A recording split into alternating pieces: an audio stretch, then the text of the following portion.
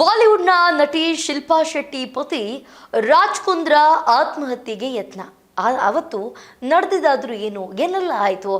ಬಾಲಿವುಡ್ನ beauty fitness ರಾಣಿ ಎಂದೇ famous ಆಗಿರುವಂತಹ ಶಿಲ್ಪಾ ಶೆಟ್ಟಿ ಅವರ ಪತಿ ಉದ್ಯಮಿ ರಾಜ್ ಕುಂದ್ರಾ ನೀಲಿ ಚಿತ್ರದ ಅಂದರೆ ಬ್ಲೂ ಫಿಲ್ಮ್ ಪ್ರಕರಣದಲ್ಲಿ ಜೈಲು ವಾಸಿಯಾಗಿದ್ದು ಎಲ್ಲರಿಗೂ ಗೊತ್ತಿರುವಂತಹ ವಿಚಾರಣೆ. 2021ರ ಸಮಯದಲ್ಲಿ ಶಿಲ್ಪಾ ಶೆಟ್ಟಿ ಮತ್ತು ರಾಜ್ ಕುಂದ್ರಾ ಲೈಫ್ನಲ್ಲಿ ಬಿರುಗಾಳಿ ಎದ್ದಿತ್ತು. ಅಶ್ಲೀಲ ಪ್ರಕರಣದಲ್ಲಿ ರಾಜ್ ಕುಂದ್ರಾ ಅವರನ್ನ ಮುಂಬೈನ ಆರ್ಥರ್ ರೋಡ್ ಜೈಲಿನಲ್ಲಿ 63 ದಿನ ಬಂಧಿಸಿ ಇಡಲಾಗಿತ್ತು. ಈ ಒಂದು ಸಂದರ್ಭದಲ್ಲಿ ಆತ್ಮಹತ್ಯೆಯ ಯೋಚನೆ ಬಂದಿದ್ದ ಬಗ್ಗೆ ಈಗ ರಾಜ್ ಕುಂದ್ರಾ ಅವರು ಓಪನ್ ಆಗಿ ಮಾತನಾಡಿದ್ದಾರೆ.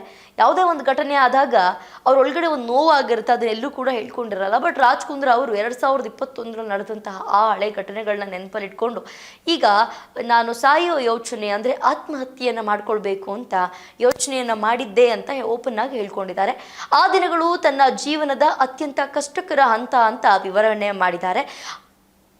ಆ ದಿನಗಳು ತನ್ನ ಜೀವನದ ಅತ್ಯಂತ ಕಷ್ಟಕರ ಹಂತ ಅಂತ ವಿವರಿಸಿದ್ದಾರೆ. ಇದಕ್ಕೆ ಕಾರಣ ಕೊಟ್ಟಿರುವ ಅವರು, ಜೈಲಿನಲ್ಲಿದ್ದಾಗ ಪತ್ನಿ ಶಿಲ್ಪಾ ಶೆಟ್ಟಿ ವಿಚ್ಛೇದನ ಕೊಡಲಿದ್ದಾಳೆ ಎನ್ನುವಂತಹ ಸುದ್ದಿ ಕೂಡ ಕೇಳಿತು ನನಗೆ. ಈ ಎಲ್ಲ ವಿಚಾರಗಳಾಗಿ ನಾನು ಜೈಲೊಳಗಡೆ ಇದ್ದಾಗ ಶಿಲ್ಪಾ ಶೆಟ್ಟಿ ನನಗೆ ಡಿವೋರ್ಸ್ ಕೊಡ್ತಾಳೆ ಅಂತ ನನ್ನ ಕಿವಿಗೆ ಸುದ್ದಿ ಬಂದಿತ್ತು.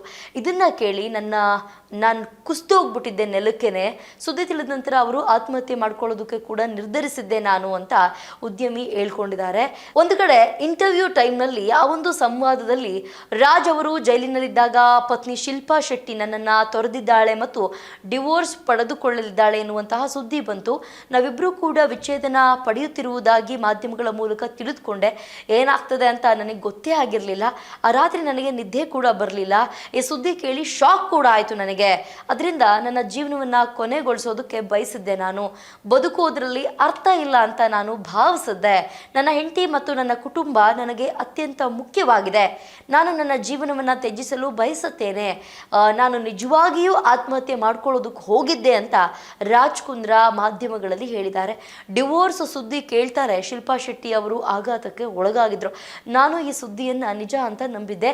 ಆಕೆ ಜೊತೆ ಫೋನ್ನಲ್ಲಿ ಮಾತನಾಡಿದೆ. ಇದು ನಿಜವಾಗಿ ಇದ್ರೆ ಸಾಯುವ ನಿರ್ಧಾರವನ್ನು ಮಾಡಿದೆ. ಇದು ನಿಜ ಅಂತ ಏನಾದರೂ ಆದರೆ ನಾನು ಸಾಯೋದಕ್ಕೂ ಕೂಡ ರೆಡಿ ಆದೆ.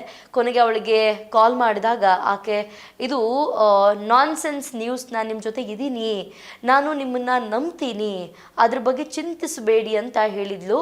ಆಗ ನಾನು ನಿರಾಳನಾದೆ ಅಂತ ರಾಜ್ ಕುಂದ್ರಾ ಅವರು ಹೇಳಿದರು.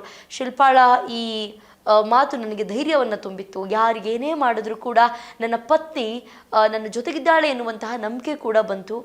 ಹೀಗೆ ಆದ್ದರಿಂದ ನಾನು ಇಡೀ ಜಗತ್ತನ್ನು ಎದುರಿಸಬಲ್ಲೆ, ನಾನು ಹೆದರೋದಿಲ್ಲ ಅಂತ ಹೇಳಿದ್ದಾರೆ.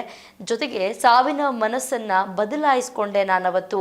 ಆರ್ಥರ್ ರೋಡ್ ಜೈಲಿನಲ್ಲಿ ಕಳೆದ ಸಮಯವನ್ನು ಸ್ಮರಿಸಿದಂತಹ ರಾಜ್, ಅಲ್ಲಿನ ಪರಿಸ್ಥಿತಿಗಳು ತುಂಬ ಕಷ್ಟಕರವಾಗಿತ್ತು.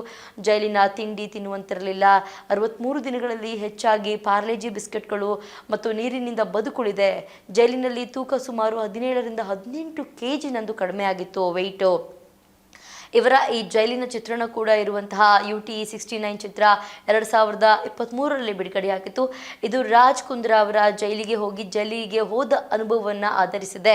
ಈ ಚಿತ್ರದಲ್ಲಿ ರಾಜ್ ಕುಂದ್ರಾ ಅವರೇ ಪ್ರಮುಖ ಪಾತ್ರದಲ್ಲಿ ಕಾಣಿಸಿಕೊಂಡಿದ್ರು. ರಾಜ್ ಕುಂದ್ರಾ ಮತ್ತು ಶಿಲ್ಪಾ ಶೆಟ್ಟಿ 2009ರಲ್ಲಿ ವಿವಾಹವಾಗಿದ್ರು.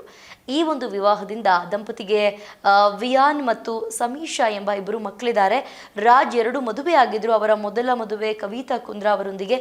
ಕೆಲವು ವರ್ಷಗಳ ನಂತರ ಇಬ್ಬರು ಕೂಡ ಬೇರ್ಪಡ್ತಾರೆ. ಆನಂತರ ಶಿಲ್ಪಾ ಶೆಟ್ಟಿ ಅವ್ರನ್ನ ಮದುವೆ ಆಗ್ತಾರೆ ಕುಂದ್ರಾ ಅವರು.